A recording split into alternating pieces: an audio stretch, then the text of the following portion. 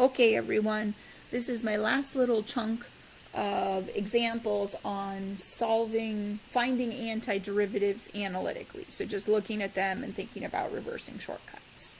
And then we can get on to some other stuff that's in this same section.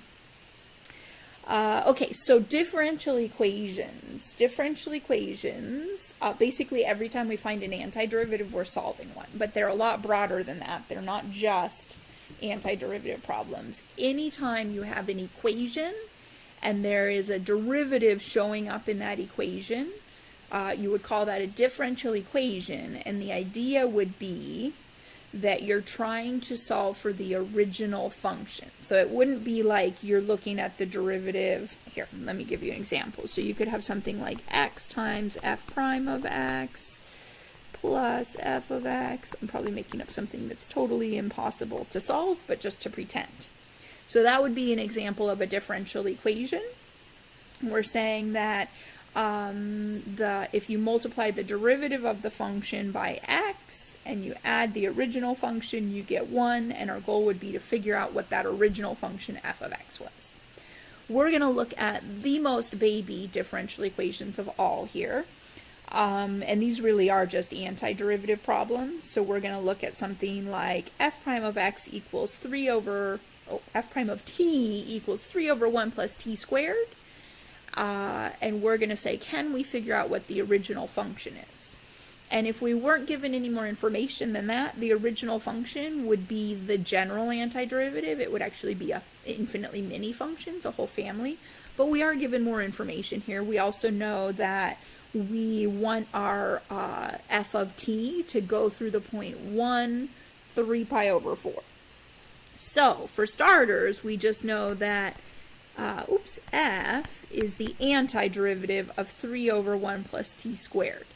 Remember that this is the same as 3 times 1 over 1 plus t squared, and hopefully you recognize that. That is the derivative of arctan, or inverse tan.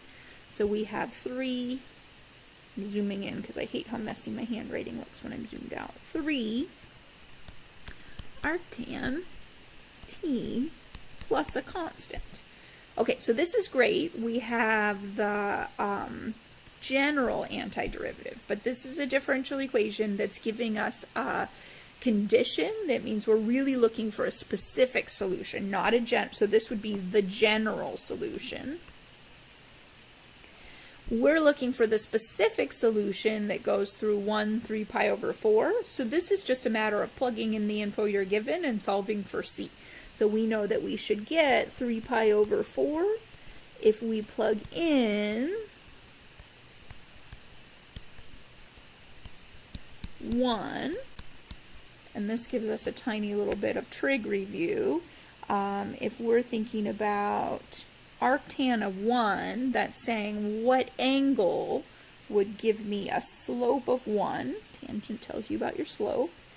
And the answer is there's infinitely many, but arctan is very specific. It will give you one of the angles that lands here. It's basically the first one, so pi over 4. We're right smack in the middle of the quadrant, which means that we're told that 3 pi over 4 is equal to 3 pi over 4 plus c, the 3 coming from out in front, right? Arctan gave us pi over 4.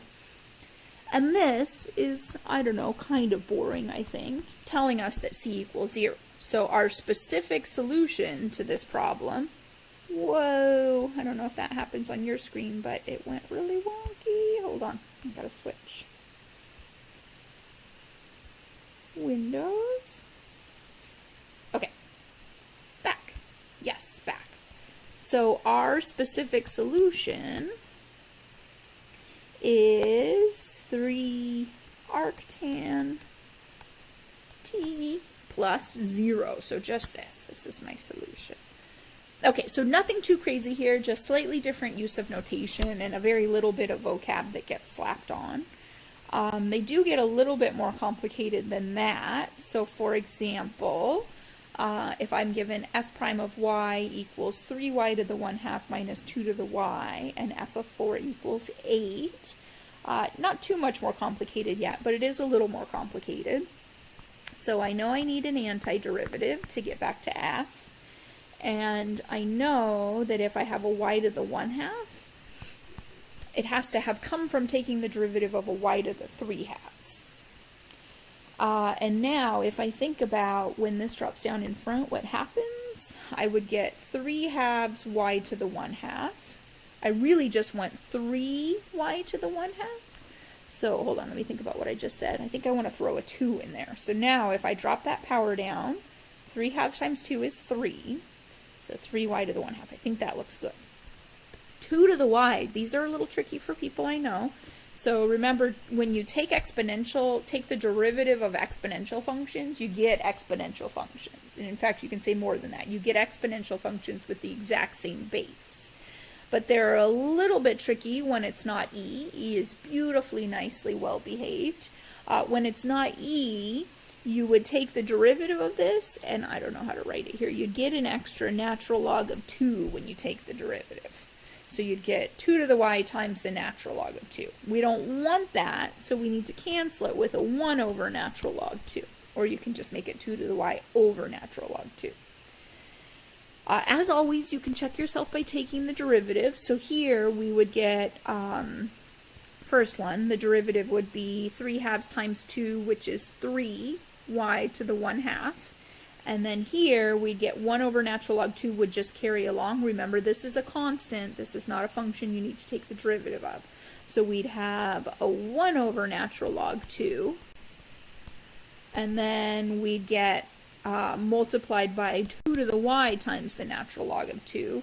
And notice, that's a little messy up there, but those natural log 2's will cancel. They're not both on the bottom, even though I wrote it kind of crooked. And the derivative of c is 0, so this is definitely the general antiderivative. But once again, I'm being asked for a very specific one. I want the one that goes through 4, 8. So I'm going to say f of, oh man, it did it again. I think it's angry because I'm uploading videos while I'm recording videos. Okay. F of 4.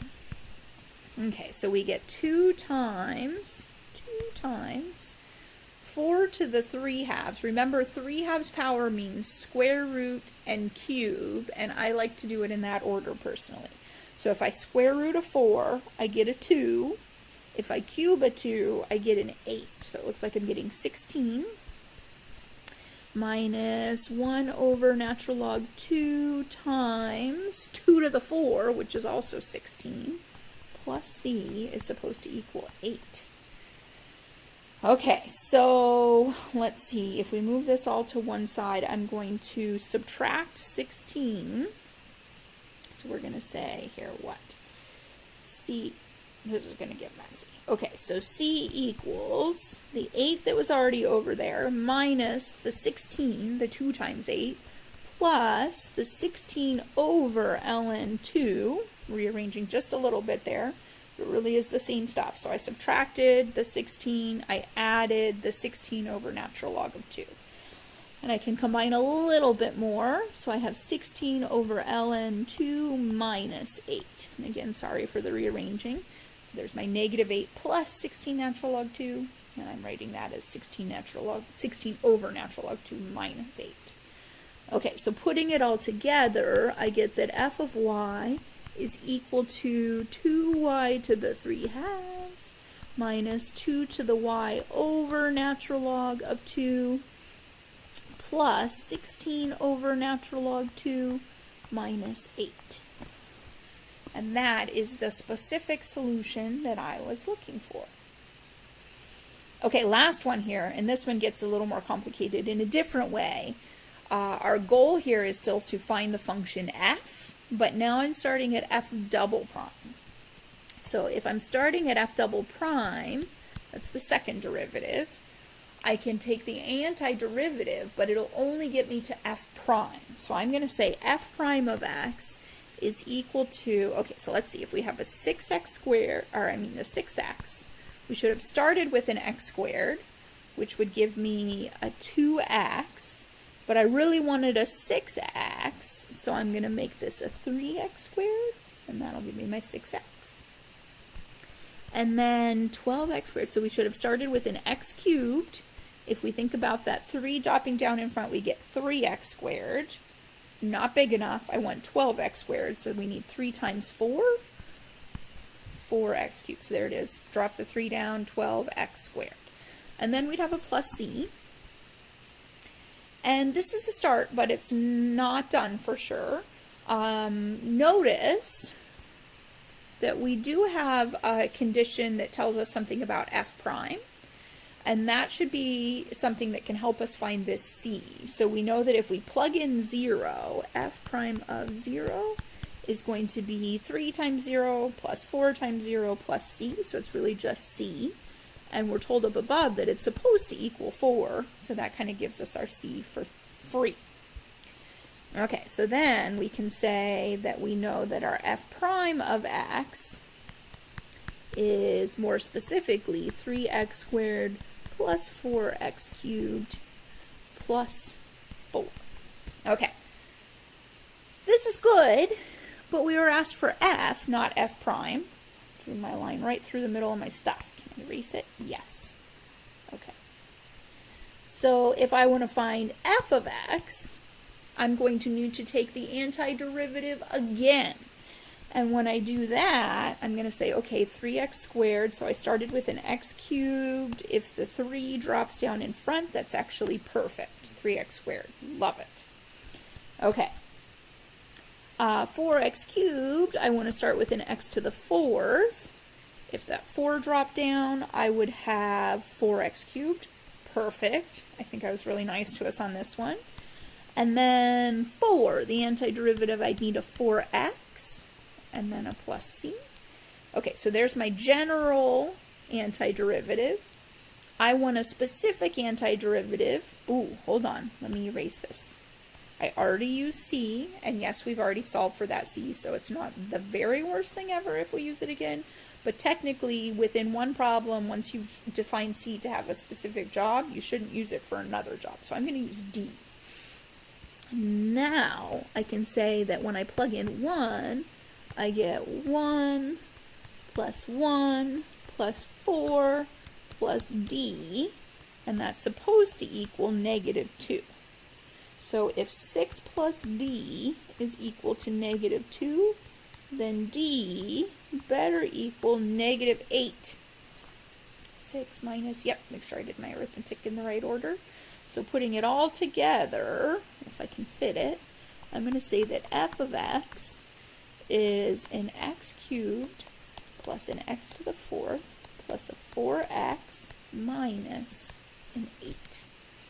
Okay, so basically, if you start with the second derivative and you're trying to work your way back up to the function, you're going to need 2 antiderivatives, which means you're also going to need 2 conditions. This one was nice in that I got the first one for f prime and then the second one for f, but I do want to be clear that it would be totally okay for both of those to be values of f, and what would happen then is that this c would just stick around for a little bit longer. So when I got down here, I wouldn't have a 4x, I'd have a cx plus d, and then you'd have to plug in both pieces of information above to your function, and you should be able to figure out what your 2 constants are that way. So just pointing out, because I know I did that to you at one point in the homework, and a lot of times people think it's a typo. So they don't have to be conditions on the derivative and then the function. They could both be conditions on the function. As long as you know 2 good pieces of information, you should be able to find all your constants. All right, thanks for watching.